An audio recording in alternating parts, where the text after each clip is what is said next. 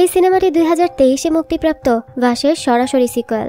অথর্ব তার স্ত্রী ও এক ছেলে মেয়েকে নিয়ে ছুটি কাটাতে যায়। পথেই তাদের প্রতাপ নামের এক রহস্যময় ব্যক্তির সাথে দেখা হয়। প্রথমে তাকে বন্ধুত্বপূর্ণ মনে হলেও আসলে সে ছিল কালো জাদুতে পারদর্শী এক শক্তিশালী দানব। প্রতাপ কালো জাদু দিয়ে অথর্বার মেয়ে আরিয়াকে নিয়ন্ত্রণ করতে শুরু করে আর তাকে দিয়ে নিজের পরিবারের ক্ষতি করায়। অথর্বা মেয়েকে বাঁচাতে প্রাণপণ লড়াই করে যায়। শেষমেশ সে প্রতাপকে পরাজিত করে আর নিজের কাছেই বন্দি করে রেখে দেয়। এরপরই ভাস লেভেল 2 এর শুরু হয় ওই ঘটনার ঠিক 12 বছর পর।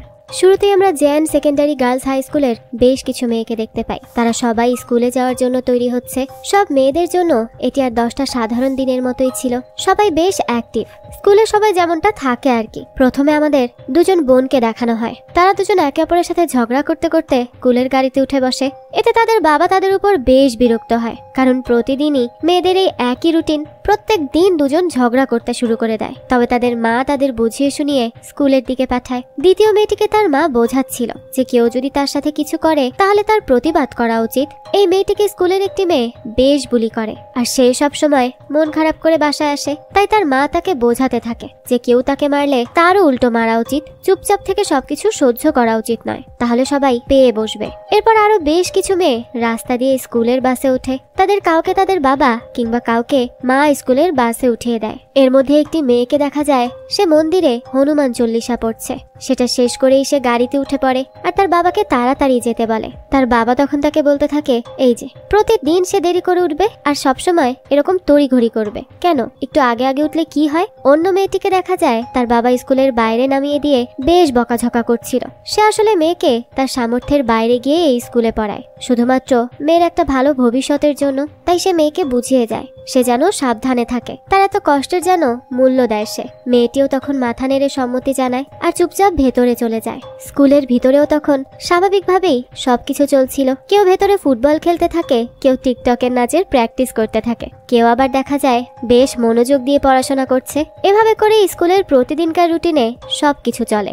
এক সময় লাঞ্চ ব্রেক হয় আর স্কুল থেকেই সবার জন্য লাঞ্চ দেওয়া হয়। মেয়েরা তখন সবাই নিজের নিজের লাঞ্চ নিয়ে বসে পড়ে। সেই সময় খেতে গিয়ে একটি মেয়ের গায়ে পানি পড়ে যায়, তাই সে তার লাঞ্চ রেখে নিজেকে পরিষ্কার করতে চলে যায়। দেখা যায় সেই মেয়েটি ছাড়া বাকি সবাই তাদের লাঞ্চ করে নেয়। দেখা যায় সেখানে রাখা বেশিরভাগ লাঞ্চ বক্সই শেষ হয়ে যায়। তবে হঠাৎই ক্যান্টিনের স্টাফরা লক্ষ্য করে মেয়েরা সবাই কেমন যেন চুপ করে গেছে, কারো কোনো সারা শব্দ নেই। দেখা যায় তারা ভীষণ ঘামছে, বড় বড় নিঃশ্বাস ফেলছে। তাদের চোখে মুখে এক ধরনের অস্বস্তি আর অজানা ভয়, কিসের যেন একটা অশুভ সংকেত। তারা কেউ তো মেয়েদের এই অবস্থা কেন হলো কিচ্ছু বুঝতে পারছিল না, যে হুট করে কি এমন হলো যে সবগুলো মেয়ে এমন স্তব্ধ হয়ে গেল। এর মধ্যেই দেখা যায় একটা মেয়ে তার চেয়ার থেকে পড়ে যায় আর ভীষণ কাঁপতে থাকে, যেন সে কোনো রোগে আক্রান্ত।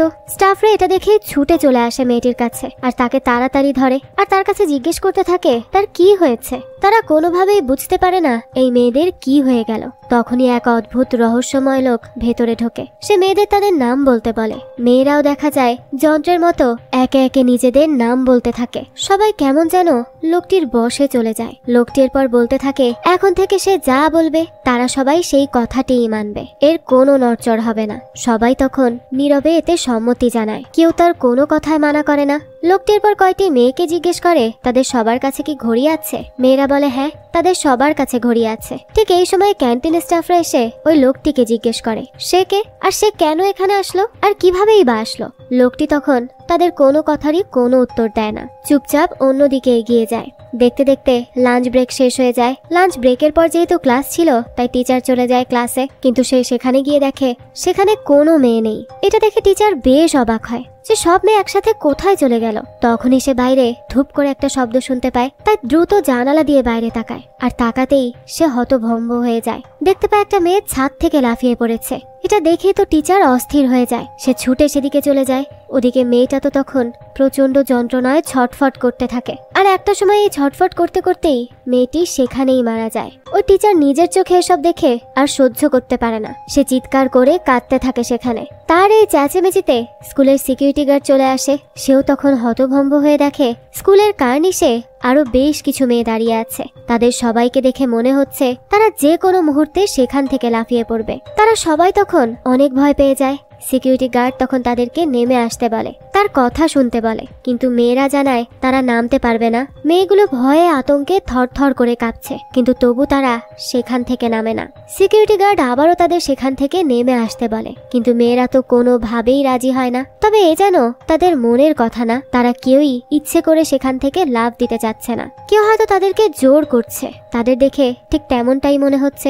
এদিকে সিকিউরিটি গার্ড যে কি করবে সেটাই সে ভেবে পায় না, তাই সে এবার ছুটে চলে যায় প্রিন্সিপালের রুমে। তখন প্রিন্সিপাল আর বেশ কিছু স্টাফ চলে আসে ছাদে। মেয়েগুলোকে সেখান থেকে বাঁচানোর চেষ্টা করে তারা। মেয়েগুলো তখন তাদের দেখে ভয়ে কাঁদতে থাকে, আর কাঁদতে কাঁদতেই বলতে থাকে তারা যেন তাদের কাছ থেকে দূরে থাকে, তাদের কাছে আসারও যেন চেষ্টা তারা না করে। এদের মধ্যে একটা মেয়ে কাঁদতে কাঁদতে বলে তারা মরে যেতে চায় না, কিন্তু তাদেরকে যে মরতেই হবে। প্রিন্সিপাল তখন তাদেরকে নেমে আসতে বলে আর জিজ্ঞেস করে তাদের কি হয়েছে, তারা কেন এমন করছে, আর কেনই বা তাদেরকে মরতে হবে। তখন আরেকটি মেয়ে বলে আঙ্কেল তাদের বলেছে ঠিক 3টায় ছাদ থেকে লাফিয়ে পড়তে, তাই তাদেরকে যে সেই কথা শুনতেই হবে। তাদের কাছে আর কোনো উপায় নেই, আঙ্কেলের কথা তাদেরকে মানতেই হবে। প্রিন্সিপাল তখন এসব শুনে খুবই অবাক হয় আর তাদের জিজ্ঞেস করে কে এই আঙ্কেল। তারা তো এর কোনো জবাবই দেয় না। প্রিন্সিপাল তখন বেশ অসহায়ের মতো কাঁদতে থাকে। সেই বাচ্চা মেয়েগুলোকে কি করে বাঁচাবে সেটাই বুঝতে পারে না। সে অনেক বেশি চিন্তিত হয়ে পড়ে। এর মধ্যেই সিকিউরিটি গার্ড কোনো মতে একটা মেয়ের পায়ে ধরে তাকে নামিয়ে আনার চেষ্টা করে, কিন্তু দেখা যায় তখনই মেয়েটি লাফিয়ে ছাদ থেকে পড়ে যায়। তখন পাশের মেয়েটি ভাবে হয়তো গার্ড তাকেও বাঁচানোর চেষ্টা করবে, তাই সেও লাফ দেয়। ঘটনার আকস্মিকতায় গার্ড হয়ে পড়ে অসুস্থ। প্রিন্সিপাল তখন তাকে গিয়ে মারতে থাকে আর তাকেই দোষারোপ করতে থাকে, কিন্তু সে তো তাদেরকে সাহায্য করতে চেয়েছিল। এসব দেখে তখন অন্য স্টাফরা তাকে থামায়, কারণ এই বেচারার তো কোনো দোষই নেই, সে মেয়েদের বাঁচাতেই চেয়েছিল। সবাই আসলে এমন ঘটনায় কি করবে কিছুই বুঝে উঠতে পারে না। এমন কিছু হতে পারে তা কেই বা কল্পনা করেছিল। এর মধ্যে মেয়েগুলোর একজন ঘড়ি দেখে আর কাঁদতে শুরু করে। প্রিন্সিপাল তখন অসহায়ের মতো তাদের দিকে তাকিয়ে থাকে। এবার দেখা যায় একে একে সবগুলো মেয়ে ছাদ থেকে লাফিয়ে পড়ে, কারণ 3টা বেজে গেছে আর তাদের তো লাফিয়ে পড়া ছাড়া আর কোনো গতি নেই। দেখা যায় কংক্রিটের মেঝেতে রক্তাক্ত হয়ে পড়ে থাকে 10টি মেয়ে। এই দৃশ্য ছিল আসলেই অনেক বেশি ভয়ঙ্কর। এরপরই আমরা অথর্বা আর আরিয়াকে দেখতে পাই। আজ থেকে ঠিক 12 বছর আগের ওই ঘটনায় অথর্বা প্রতাপকে বন্দি করে আর আরিয়াকে বাঁচিয়ে নেয়। তবে তাকে বাঁচাতে পারলেও সত্যিকার অর্থে সে তার মেয়েকে বাঁচাতে পারেনি, কেননা 12 বছর ধরে সে একেবারে জীবন্ত লাশ হয়ে আছে। হাঁটা চলা করতে পারে না, কথাও বলে না, মাথার সব চুলও ঝরে গেছে। সারাক্ষণ এক অদ্ভুত হাসি দিয়ে সে শূন্যে তাকিয়ে থাকে। তার কোনো বোধ শক্তি নেই, যেন অন্ধকার কোনো পৃথিবীতে সে হারিয়ে গেছে। বর্তমানে আমরা দেখতে পাই অথর্বা নিজের আর মেয়ের জন্য জুস তৈরি করে। মেয়েকে ঘরে বসিয়ে জুস খাইয়ে সে একটি বাটিতে খানিকটা বিড়ালের খাবার নেয়। তখনই সে লক্ষ্য করে ঘরে সব বাজার সদাই শেষ, তাই বাজার করতে সে বেরিয়ে পড়ে নিজের গাড়ি নিয়ে। সেখানে যাওয়ার পরই গ্রসারি শপের টিভিতে সে সেই স্কুলের মেয়েদের ভয়ঙ্কর নিউজটা দেখতে পায়। এই কাহিনী কানে যেতেই তার কান খাড়া হয়ে যায়। সে পুরনো পরিস্থিতি, সেই বিপদের গন্ধ আবারও টের পায়। নিউজে বলা হচ্ছে J&N স্কুলে ইদানিং এর মধ্যে বিশেষ কোনো বড় ঘটনা হয়নি, কোনো পরীক্ষা হয়নি বা পরীক্ষার রেজাল্টও দেয়নি। এমন কিছুই হয়নি যাতে এমন গণ আত্মহনন ঘটবে। প্রত্যক্ষদর্শীদের মতে মেয়েগুলোকে দেখে মনে হচ্ছিল যেন তারা বদ্ধ উন্মাদ। তারা বারবার বলছিল আঙ্কেল তাদের এমনটা করতে বলেছে, কিন্তু এই আঙ্কেল লোকটি যে কে তা কেউ বুঝতে পারে না। তবে অথর্বা যেন সব বুঝে যায়। সে তখন ছুটে দোকান থেকে বেরিয়ে পড়ে আর সোজা চলে যায় নিজের বাড়িতে। ওদিকে দেখা যায় স্কুলের অবস্থা খুবই খারাপ। অভিভাবকদের সবাই স্কুলের গেট ভেঙে ভিতরে ঢুকে যেতে চাইছিল। তারা তাদের মেয়েদের সন্ধান চায়। স্বাভাবিকভাবেই সবাই খুব অস্থির হয়েছিল। পুলিশ তখন তাদেরকে কোনো মতে আটকে রাখে, না হলে যে আরো বেশি বিশৃঙ্খলা সৃষ্টি হবে, কারণ ভেতরে অলরেডি 10টি মেয়ের লাশ পড়ে রয়েছে। এই লাশ দেখলে অবস্থা আরো খারাপের দিকে যাবে। পুলিশ তখন প্রিন্সিপালকে জিজ্ঞেস করে যে কি হয়েছে এখানে। সে যেন বিস্তারিত তাদেরকে খুলে বলে। তবে দেখা যায় প্রিন্সিপাল তো কিছুই বলতে পারে না। সে শুধু হাউমাউ করে কান্না করতে থাকে। ওদিকে আমরা অথর্বাকে দেখি। সে তার সেই গোপন বাগান বাড়িটিতে চলে যায়, যেখানে 12 বছর ধরে সে প্রতাপকে আটকে রেখেছে। অথর্বা তাকে জিজ্ঞেস করে তার মতো আর কে কে আছে, কে এই ভয়ানক বশীকরণ বিদ্যা জানে। অথর্বা অনেক বেশি রেগেছিল, কিন্তু প্রতাপ কিচ্ছু না বলে তখন একভাবে হাসতে থাকে, কারণ তার পক্ষে তো কিছু বলাও সম্ভব না। কেননা 12 বছর আগেই অথর্বা তার জিভ কেটে দিয়েছিল। অথর্বা প্রতাপকে তাও জিজ্ঞেস করে সে ওই মানুষকে কি চেনে যে এখন এই সব কিছু করছে, ওই নিষ্পাপ মেয়েগুলোর জীবন নিয়ে খেলছে। প্রতাপ তাও তার কোনো কথায় সাড়া দেয় না, শুধু অদ্ভুতভাবে হাসতে থাকে। তবে অথর্বা অনেক কিছুই বুঝে যায়। ওদিকে স্কুলে পুলিশরা ওই মেয়েটিকে জিজ্ঞাসাবাদ করছিল যে লাঞ্চ করেনি, অর্থাৎ রহস্যময় আঙ্কেলের বশীভূত হয়নি। মেয়েটি তখন কাঁদতে কাঁদতে বলে সে যখন ওয়াশরুম থেকে ইউনিফর্ম পরিষ্কার করে ফিরে আসে তখনই সে দেখতে পায় ক্যান্টিনে পরিপূর্ণ নিস্তব্ধতা। কেউ কোনো কথা বলছে না, শুধু একভাবে কান্না করে যাচ্ছে। সে ভয় পেয়ে আবারও ওয়াশরুমে গিয়ে লুকিয়ে পড়ে। পুলিশ আঙ্কেলের কথা জিজ্ঞেস করে তখন যে সে ওই আঙ্কেলকে কি দেখেছে, যে আঙ্কেলের কথা ওই মেয়েগুলো বলছে। মেয়েটি বলে না, সে কাউকে দেখেনি। পুলিশ এবার সোজা চলে যায় ক্যান্টিনে, যেখানে দেখা যায় মেয়েগুলো সবাই চুপচাপ বসে আছে, সবাই ভয়ে থরথর করে কাঁপছে। তখনই একটি মেয়ে এগিয়ে যায় আর বলে সে পুলিশকে একটা কথা বলতে চায়। আঙ্কেল তাকে একটি মেসেজ দিয়েছে আর সে বলেছে কোনো সিনিয়র অফিসারকেই তার কথাগুলো বলতে, সেই মেসেজটি দিতে। আর সেই মেসেজ হলো প্রতাপ আঙ্কেলকে খুঁজে বের করতে হবে। পুলিশ এই কথা শুনে জিজ্ঞেস করে এই প্রতাপটা আবার কে? মেয়েটি বলে সে কিছুই জানে না, সে শুধুমাত্র জানে আঙ্কেল প্রতাপের কথা বলেছে। যদি প্রতাপকে খুঁজে বের না করা হয় তাহলে পুরো শহর সে শেষ করে দিবে, আর ওই 10টি মেয়ের আত্মহননই এর শুরু মাত্র। পুলিশ তখন আবারও জিজ্ঞেস করে এই আঙ্কেল এখন কোথায় আছে? মেয়েটি বলে সে কিছুই জানে না, সে কিছুই বলবে না, বেশি কিছু বললে আঙ্কেল তাদের ছাড়বে না। মেয়েটি তখন কাঁদতে কাঁদতে পুলিশকে বলে আঙ্কেলকে খুঁজে বের করতে, না হয় কেউ বাঁচবে না। হঠাৎই দেখা যায় এই মেয়েদের কিছু একটা হয়ে যায়। তখন তারা দল বেঁধে সবাই হামলে পড়ে আর আশেপাশের সব পুলিশদেরকে মারতে থাকে। সব টিচারদেরকেও মেরে তারা স্কুল কম্পাউন্ড থেকে বেরিয়ে যায়। এরপরে তারা অভিভাবকদের উপর আক্রমণ করে বসে।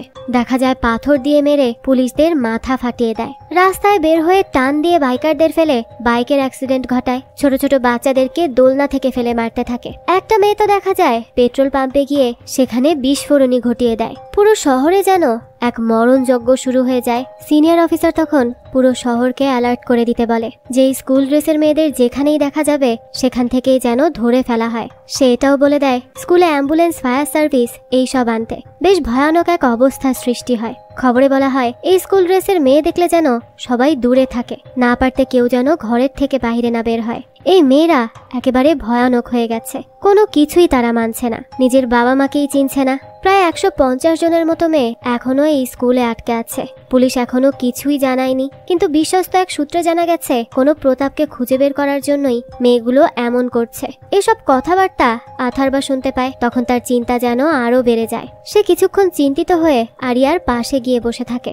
এরপর চলে যায় ওই বাগান বাড়িতে যেখানে সে প্রতাপকে আটকে রেখেছে। তার আগে সে একটি ইলেকট্রনিক্সের দোকান থেকে বড় বড় কিছু বাক্স নিয়ে নেয়। এরপরই বাগান বাড়ি গিয়ে সে ভালো করে প্রতাপের হাত পা বেঁধে দেয়, এরপর মুখ বেঁধে তাতে তালাও ঝুলিয়ে দেয়। প্রতাপ তখন বেশ চেঁচামেচি করতে থাকে, তবে তাতে বিন্দুমাত্র কেয়ার করে না অথর্বা। সে তাকে সেই অবস্থাতেই রেখে সেখান থেকে বেরিয়ে যায়। স্কুলে তখন পুলিশরা কি করবে কিছুই বুঝে উঠতে পারছিল না, আর মেয়েরা তো কেউ কোনো কথাই বলছে না, তারা শুধু ফোঁস করছে। শুধুমাত্র একটি মেয়েই পুলিশের সাথে কথা বলছে, সে বারবার প্রতাপকে খুঁজে বের করার কথা বলছে। সিনিয়র পুলিশ অফিসারও অনেক বেশি চিন্তায় পড়ে যায়, কারণ তার এত বছরের জীবনে সে কখনো এমন অভিজ্ঞতার সামনে পড়েনি। সে কি করবে কিছুই বুঝে উঠতে পারে না, কিভাবে এসব সামলাতে হয় সে তো সেটাও জানে না। বাবা মায়েরা তখন তাদের বাচ্চাদের সাথেই বসেছিল, তবে মেয়েদের সাথে কথা বলতে গেলেই দেখা যায় উল্টো তারা রেগে যাচ্ছে আর নিজেদের বাবা মাকেই মারতে আসছে। এদের মধ্যে এক লোক তার মেয়ের সাথে কথা বলতে গেলে তার মেয়ে উল্টো তার সাথে চেঁচামেচি শুরু করে। সেই সময় পুলিশ এসে কোনো মতে পরিস্থিতি সামলায়, আর ওই অসহায় বাবা তখন কান্নায় ভেঙে পড়ে। নিজের সন্তানের এই অবস্থা কেই বা চোখে দেখতে পারে। সেই সময় সিনিয়র অফিসার তাকে একটু শান্ত হতে বলে আর বলে এই পরিস্থিতি কিভাবে সামলাতে হয় তারা কেউ জানে না, তারা সবকিছু বোঝার চেষ্টা করছে, সবাই বিপদে আছে। সে আরো বলে অভিভাবকরা সবাই যেন নিজের বাচ্চাদের বোঝায় আর তাদের কথা বলতে বলে, তবে হ্যাঁ কেউ যেন তাদের সাথে বেশি জোরাজোরি না করে, তাহলেই তারা রিয়্যাক্ট করবে। সকালে ছাদে কি হয়েছে তা তো তারা দেখেছে, তাই সবাই যেন একটু সাবধানে থাকে। আর এরপর ওই মেয়েগুলো কোন রুদ্রমূর্তিতে বের হয়েছে তা একমাত্র পুলিশই জানে। তারা যাওয়ার পরই পুরো শহরে কি হচ্ছে তা তো সবাই জানে, তাই তাদের রাগানো কোনোভাবেই ঠিক হবে না। এই সময় ওই মেয়েটি বলে ওঠে তাদের হাতে আর মাত্র 5 মিনিট সময় আছে প্রতাপকে খুঁজে বের করার। এই 5 মিনিটে তাকে খুঁজে বের করতে না পারলে কি হবে কেউ তা কল্পনাও করতে পারবে না। সেই সময় সিনিয়র অফিসার এসে জিজ্ঞেস করে কি হবে প্রতাপকে না পেলে? ওই লোক কি করবে? তোমাদের আঙ্কেল। এই সময় কনস্টেবল এসে বলে এক লোক তার সাথে কথা বলতে চাইছে। সিনিয়র অফিসার তখন রেগে গিয়ে বলে সে কারো সাথে কথা বলবে না। তখনই সেখানে প্রবেশ করে অথর্বা। সেই মেয়ের কাছে যায়, যার মাধ্যমে রহস্যময় লোকটি পুলিশের সাথে যোগাযোগ করছে। সে মেয়েটির চোখের দিকে তাকিয়ে বলে প্রতাপ তার কাছেই আছে, সে প্রতাপকে বাঁচিয়ে রেখেছে, প্রতাপকে ফিরিয়ে দিলে এরপর কি হবে। এর মধ্যেই দেখা যায় বাকিরা অস্থির হয়ে যায়। সিনিয়র পুলিশ এসে তখন অথর্বাকে প্রশ্ন করতে থাকে সে কে আর প্রতাপই বা কে, এই মেয়েগুলোরই বা কি হয়েছে। অথর্বা তখন বলে মেয়েগুলোকে বশীকরণ করা হয়েছে, তারা সবাই এখন এক ভয়ানক লোকের বশীভূত। সে লোক খুবই ভয়ানক, নিষ্ঠুর আর অনেক চতুর। মানুষ যত কষ্ট পাবে, যত হাহাকার করবে, সে ততই যেন তৃপ্ত হবে। মানুষকে কষ্ট দিয়েই সে বেঁচে থাকে। সে শুধু মুখে কমান্ড দিবে আর যা করার এই মেয়েরাই করবে। কেউ তার কিছুই করতে পারবে না। কেউ তার বিরুদ্ধে দাঁড়ালে তাকেই সে শেষ করে দিবে। মেয়েগুলো হয়তো ভেতরে ভেতরে চিৎকার করে সাহায্য চাইবে, মা বাবাকে ডাকবে, কিন্তু কেউ তাদের সাহায্য করতে পারবে না। ওদিকে একটি মেয়েকে দেখা যায় রক্তাক্ত শরীরে টলমল করে রাস্তায় হাঁটছে। রাস্তায় কিছু গৃহহীন মানুষ ঘুমিয়েছিল। মেয়েটি তখন হাতের ব্যাটটা দিয়ে তাদের পিটিয়ে শেষ করে দেয়। সেই সময় পুলিশ এসে তাকে ধরে ফেলে। অথর্বা বলে তারা এটুকুতেই হয়তো ভয় পেয়ে গেছে, কিন্তু এর চেয়ে অনেক অনেক বেশি সে নিজে দেখেছে। তাকে কেউ কিচ্ছু করতে পারবে না। সেই সময় প্রিন্সিপাল এসে বলে কেন পারবে না, প্রতাপ তো তার কাছেই আছে, প্রতাপকে ফিরিয়ে দিলেই তো সব ঠিক হয়ে যায়। সিনিয়র অফিসার বলে কে এই প্রতাপ। অথর্বা জানায় সে যেন এক রাক্ষস, যে আপাতত তার কাছে বন্দি আছে। তবে সবচেয়ে বড় রাক্ষস হলো যেই সব কিছু করাচ্ছে। সিনিয়র অফিসার তখন জিজ্ঞেস করে কে সে আর এখন কোথায় আছে। মেয়েটি তো তাদের কিছুই খুলে বলছে না। অথর্বা বলে ওই লোক আশেপাশেই কোথাও আছে, এই মেয়েদের কমান্ড করার জন্য। মেয়েদের তার চোখের সামনেই রাখবে সে। এই সময়ই পেছনে লুকিয়ে থাকা রহস্যময় লোকটি বেরিয়ে আসে আর হাসতে হাসতে বলে সেই ওই রাক্ষস। সে অথর্বার সামনে এসে দাঁড়ায় আর বলে প্রতাপের সাথে তার অভিজ্ঞতা নিশ্চয়ই খুব মজার ছিল, এসব নিয়ে সে তার সাথে কথা বলবে, তবে তার আগে এখানে থাকা লোকগুলোর সাথে কথা শেষ করে নিবে। এই বলে ওই রহস্যময় লোকটি সবার মাঝে গিয়ে দাঁড়ায় আর বলে যত্রতত্র সর্বত্র সবখানে সে আছে, তাদের মেয়েদের সর্বে সর্বা হিসেবেও সেই আছে। তাদের নিশ্চয়ই তার উপর ভীষণ রাগ হচ্ছে, তবে তারা কিছুই করতে পারবে না। তাহলে তাদেরই মেয়েরা তাদের শেষ করে দিবে আর এরপরে নিজেদের জীবন্ত আগুনে জ্বালিয়ে দিবে। তাই তারা যেন তার কাছ থেকে দূরেই থাকে, সেটাই তাদের সবার জন্য মঙ্গল। তারা তার কিছুই করতে পারবে না। লোকটি বড় ওই মেয়েটিকে বলে সে তো আগেই বলেছিল প্রতাপ আঙ্কেলের খবর পেলে কি করতে হবে। মেয়েটি তখন কাঁদতে কাঁদতে বলে সে ভুলে গেছে। লোকটি বলতে থাকে কার কাছে ছুরি আছে। একজন মেয়ে তখন ছুরি নিয়ে আসে আর সেটা দিয়ে ওই মেয়েটি নিজের হাত কেটে ফেলে। প্রতাপের খবর পাওয়ার পর তার হাত কেটে ফেলার কথা ছিল। তার বাবা মা তখন বহু চেষ্টা করেও তাকে থামাতে পারে না। তারা চিৎকার করে কাঁদতে থাকে। অথর্বা তখন তাদের অনুরোধ করে দূরে সরে যেতে। তারা যত কাঁদবে তত বেশি ক্ষতি হবে তাদের মেয়ের। অসহায় বাবা মাগুলো এসব বোঝে না। নিজেকে কেটে ফেলা মেয়েটির মা সেই লোকের পা জড়িয়ে ধরে চিৎকার করে কাঁদতে থাকে আর তাদেরকে ছেড়ে দিতে বলে। তবে এসবে কোনো লাভই হয় না। ছুরি হাতে নিয়ে থাকা মেয়েটি হঠাৎ করে ইন্সপেক্টরের পেটে ছুরি ঢুকিয়ে দেয়, কারণ সে পিস্তল বের করেছিল। লোকটি বলে সে তো বলেছিল চালাকি করলে মেয়েরা তাকে ছাড়বে না। এরপর সে বলে সে তো নিজের কথা বলার সুযোগই পাচ্ছে না সবার এই চেঁচামেচিতে, তাই সবাই যেন বেরিয়ে পড়ে। সে প্রিন্সিপালকে বলে সে যেন অভিভাবকদের নিয়ে এখান থেকে বেরিয়ে যায়, না হলে সে কাউকে ছাড়বে না। মা বাবারা তো কোনোভাবেই নিজেদের মেয়েকে রেখে যেতে চায় না।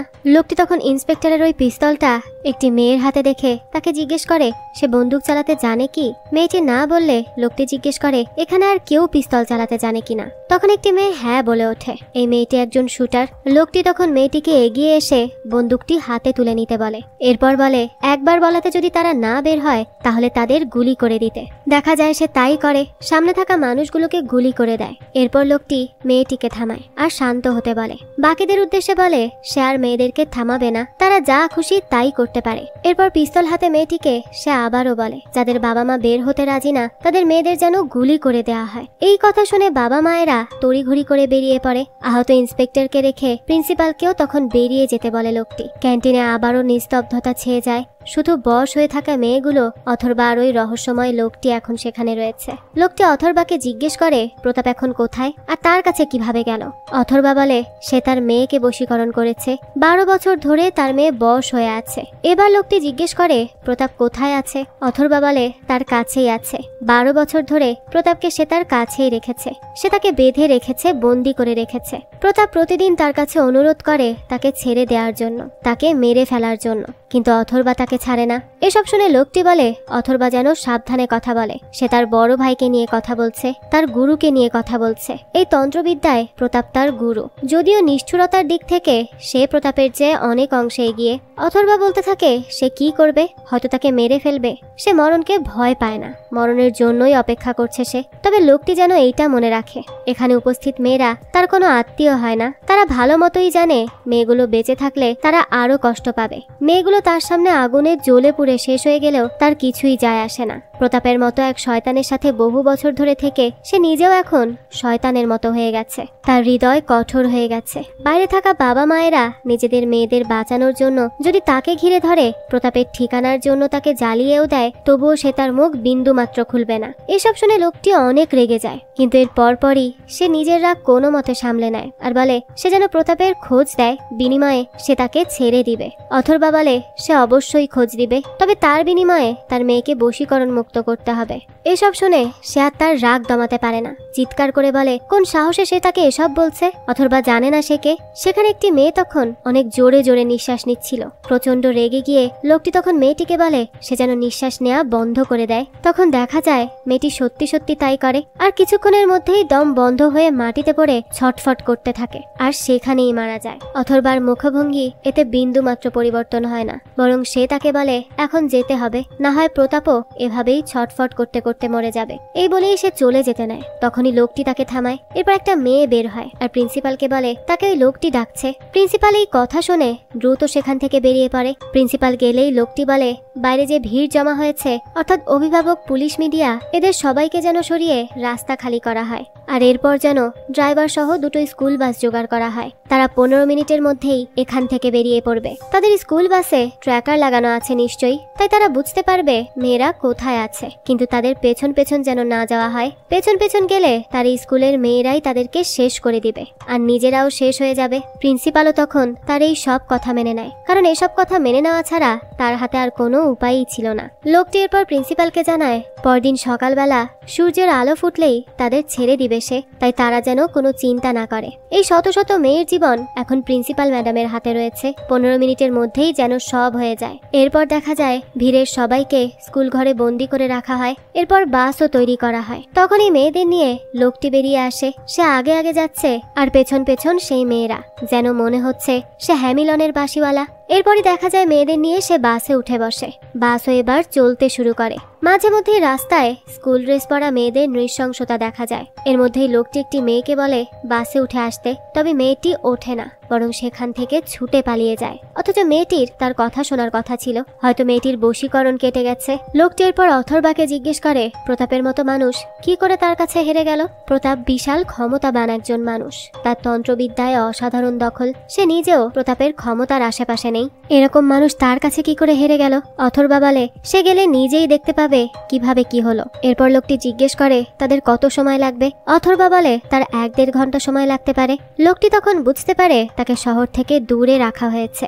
অথর্বা এবার লোকটিকে জিজ্ঞেস করে এত বছর পর হঠাৎ করে সে কেন প্রতাপকে খুঁজছে, হঠাৎ এত দরদ কেন উঠলে উঠেছে তার। লোকটি বলে এখন না, বহু বছর ধরেই সে প্রতাপকে খুঁজে চলেছে। প্রতাপকে ফোন দিলে সে ফোন ধরতো না, তার সাথে যোগাযোগ করা যেত না। লোকটি তার বাড়িতে যেত না, কারণ তার যে বশ করা মেয়েদের বিশাল বাহিনী রয়েছে, এই মেয়েরা তাকে শেষ করে ফেলবে। তবে একদিন সাহস করে সে প্রতাপের বাড়ি চলে যায়। সেখানে মেয়েরা কেউ ছিল না, এমনকি সে নিজেও ছিল না। লোকটি তখন ভাবে হয়তো তন্ত্র সাধনা করার জন্যই প্রতাপ কোনো পাহাড়ে চলে গেছে, কারণ সে এরকম প্রায়ই যেত। তাই সে অপেক্ষা করে প্রতাপের ফিরে আসার। তবে অপেক্ষা করতে করতে একসময় সে খুবই অধৈর্য হয়ে যায়। তারপর প্রতাপের আর কোনো খবর পায় না সে। কিছুদিন আগে তার মনে হওয়া শুরু হলো কোনো একটা সমস্যা তো অবশ্যই আছে, কারণ এত বছর ধরে প্রতাপ লুকিয়ে থাকার কথা না।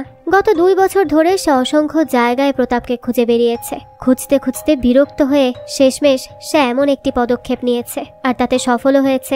এসব শুনে অথর্বা জিজ্ঞেস করে তারা দুজন কম বয়সী মেয়েদেরকে কেন বশ করে রাখে, কম বয়সী মেয়েরাই কেন তাদের টার্গেট।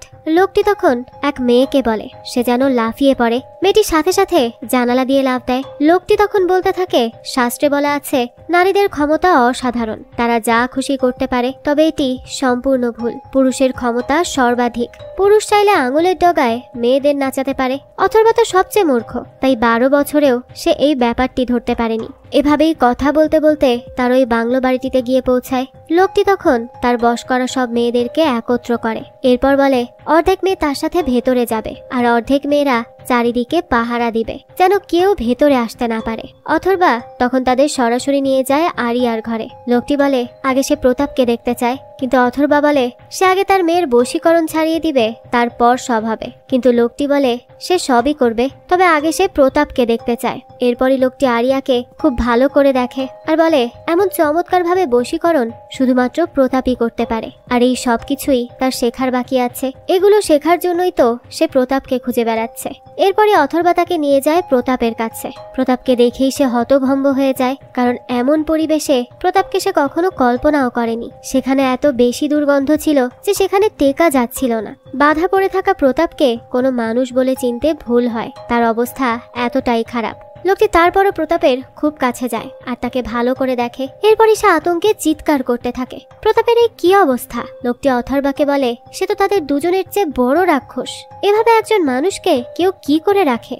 অথর্বা তখন খুব শান্ত স্বরে বলে প্রতাপ তার সামনেই আছে, বেঁচে আছে, তাই তার মেয়েকে ঠিক করে দিয়ে সে প্রতাপকে নিয়ে চলে যেতে পারে, সে তাতে আর কোনো বাধা দিবে না। লোকটি তখন বলে সে চাইলে তাকে আর তার মেয়েকে মেরে ফেলতে পারে, এটা তার কাছে কিছুই না, তবে সে এরকম কিচ্ছু করবে না, কারণ অথর্বার সাথে কথা বলতে তার ভালোই লাগছে। অনেকদিন পর সে তার বুদ্ধিমত্তার কাউকে পেয়েছে।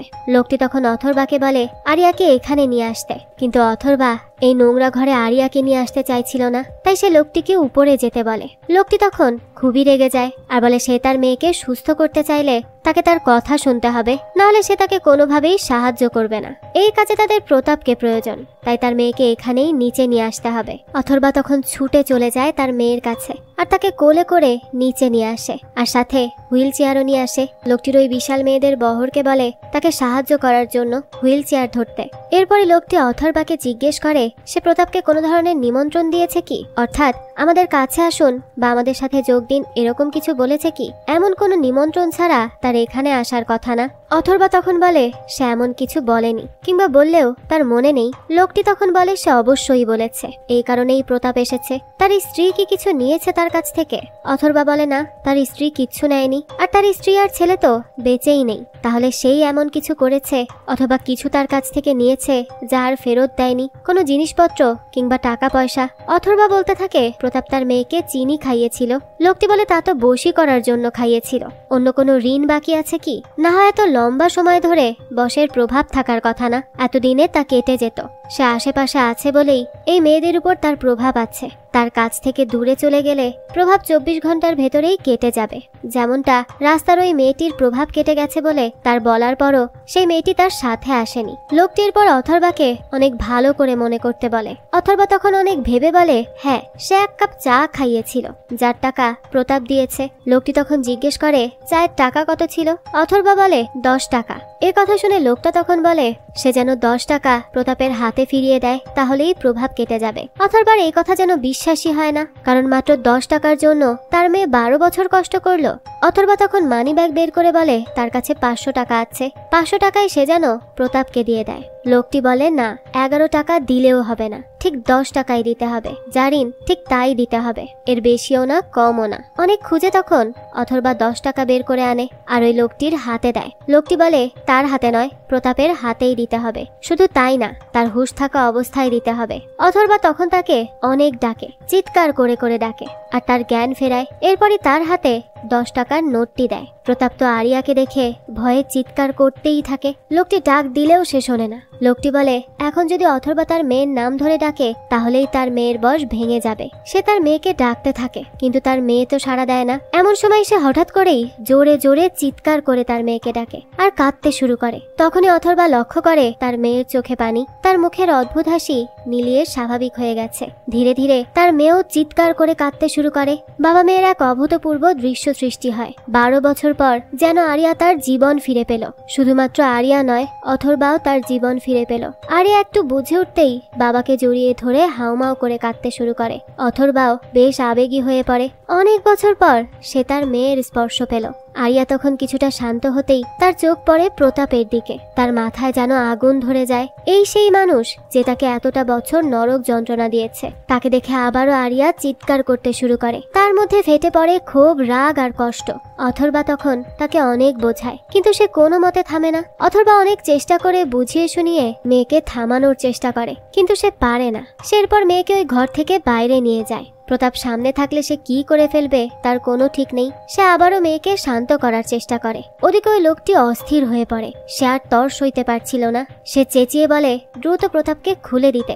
অথর্বার দেরি দেখে সেই প্রতাপের তালাগুলোর চাবি চায়। অথর্বা তখন তাকে চাবি দিলে সে তার মেয়েদের দিয়ে সেই তালা খুলিয়ে নেয়। অবশেষে আমরা তার নাম জানতে পারি। তার নাম হলো রাজবীর। সে নিজের নাম বলে প্রতাপকে জিজ্ঞেস করে সে কি তাকে চিনতে পারছে, কিন্তু প্রতাপ কোনো কথাই বলে না। সে ইশারায় বলতে থাকে, তবে রাজবীর তা ভালো করে বুঝতে পারে না। অবশেষে ভালো করে তাকিয়ে লক্ষ্য করে রাজবীর হতভম্ব হয়ে যায়। সে এবার বুঝতে পারে প্রতাপের তো জিহ্বাই কেটে দেওয়া হয়েছে। এটা দেখে ক্রোধে রাজবীর যেন পাগল হয়ে যায়, কারণ এখন সে তার কাছ থেকে কিভাবে বিদ্যা শিখবে। তাই সে চিৎকার করতে করতে বেরিয়ে আসে সেখান থেকে, আর এক লাথি দিয়ে আথারবাকে ফেলে দেয়, আর এক লাথিতে আরিয়ার হুইল চেয়ারও ফেলে দেয়। সে বলতে থাকে অথর্বা এত বড় কাজ কি করে করলো, সে কিভাবে প্রতাপের জিভ কেটে দিল, তার 10 বছরের পরিশ্রম একেবারে শেষ করে দিল। সে এখন তার মেয়েকে যেভাবে ঠিক করেছে সেভাবেই মেরে ফেলবে, আর তাকেও মেরে ফেলবে, তার পুরো পরিবারকে ধ্বংস করে দিবে। এসব বলেই রাজবীর ভয়ানক ভাবে চেঁচাতে থাকে। আসলে তার তো একটা মন্ত্র শেখার দরকার ছিল, যা তন্ত্রবিদ্যার সবচেয়ে গুরুত্বপূর্ণ মন্ত্র। তা সে একমাত্র প্রতাপের কাছেই শিখতে পারত। এখন সেই মন্ত্র তো আর রাজবীর শিখতে পারবে না। প্রতাপ তার কোনো কাজেই আসবে না। নিজ থেকে এই মন্ত্র শিখতে হাজার হাজার বছর শেষ হয়ে যাবে। রাজবীরের সব সাধনা বৃথা। সে কি বা করবে এসব ভেবে সে রাগে উন্মাদ হয়ে যায়। এরপর বলতে থাকে সে যেভাবে তাকে কষ্ট দিয়েছে তার মেয়েকে শেষ করে একইভাবে সে অথর্বাকে কষ্ট দিবে। রাজবীর তখন আরিয়াকে টেনে নিয়ে ওই স্কুলের মেয়েদের মাঝে ফেলে দেয়। সেই সময় অথর্বা উঠে বসে আর বলে সে তার মেয়েকে বাঁচিয়েছে, নতুন জীবন দিয়েছে, তাই তাকে ছেড়ে দিয়েছে। কিন্তু যদি তার মেয়ের গায়ে সে হাত দেয় সে রাজবীরের এমন অবস্থা করবে যা সে কল্পনাও করতে পারবে না। প্রতাপের চেয়ে তার অবস্থা আরো খারাপ হবে।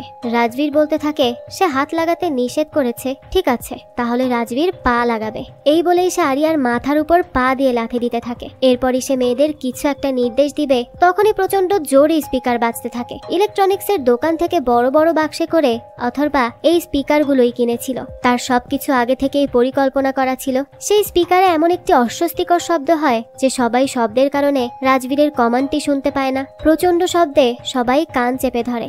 একসময় রাজবীর জ্ঞান হারিয়ে ফেলে। এরপরই জ্ঞান ফিরলে রাজবীর নিজেকে সেখানে দেখে যেখানে প্রতাপ ছিল, আর তার সামনেই অথর্বা, তার হাতে একটি প্লাস। অথর্বা সেই প্লাস দিয়ে কি করে সেটা আমাদের আর দেখানো হয় না, তবে আমরা খুব ভালো করেই বুঝতে পারি রাজবীরেরও জিভ কেটে দেওয়া হয়েছে। এরপর আমরা দেখতে পাই ওই বাগান বাড়িতে প্রিন্সিপাল আর সিনিয়র অফিসার বসে আছে। পুলিশ অফিসারটি এখন কিছুটা সুস্থ হয়েছে।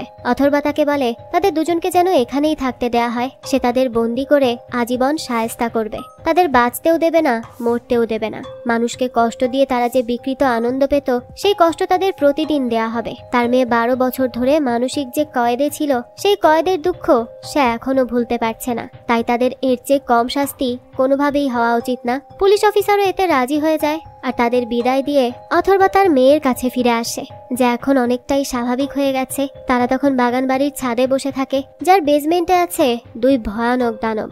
এরই সাথে এই গল্পটাও এখানেই শেষ হয়ে যায়। এই গল্পটা আপনাদের কাছে কেমন লেগেছে সেটা অবশ্যই আমাদেরকে কমেন্ট করে জানাবেন। যদি এতটুকু ভালো লেগে থাকে তাহলে একটি লাইক দিয়ে যাবেন, আর হ্যাঁ, আমাদের চ্যানেলটিকে সাবস্ক্রাইব করে বেল আইকনে অল দিয়ে রাখতে কিন্তু ভুলবেন না। ধন্যবাদ।